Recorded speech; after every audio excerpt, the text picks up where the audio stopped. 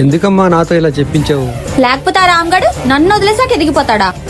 నాన్న, మీకు ఈ రోజుల్లో ఆడోళ్ళ గురించి తెలియదేమో. మాతో ఉన్నంత వరకు ఎలా ఉన్నా ఓకే, కానీ మేము వదిలేసాక ఎదిగితే అస్సలు చూడలేము. నువ్వు మోసం చేయకుండా ఉంటే అలా చేయడు కదమ్మా. అందుకే వాడి కష్టపడి ఎదుగుతున్నా కూడా వాడి నాశనం కోరుకుంటున్నాను. నీలాంటి ఆడపిల్ల నా కడుపును పడుతూ చెప్పుకోవడానికి మాకే సిగ్గుసేటుగా ఉంది.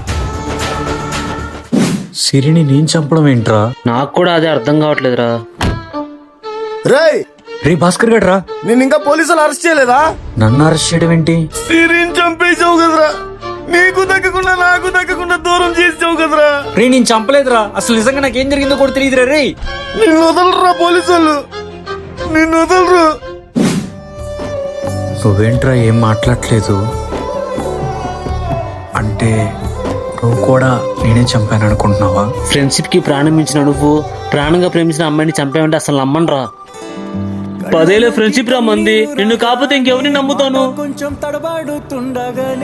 అరే సిరిని ఎవరు చంపారో క్లారిటీగా కనుక్కుందాంరా. కరెక్టేరా, కానీ 2 రోజుల్లో మన కొత్త రెస్టారెంట్ ఓపెనింగ్ ఉంది.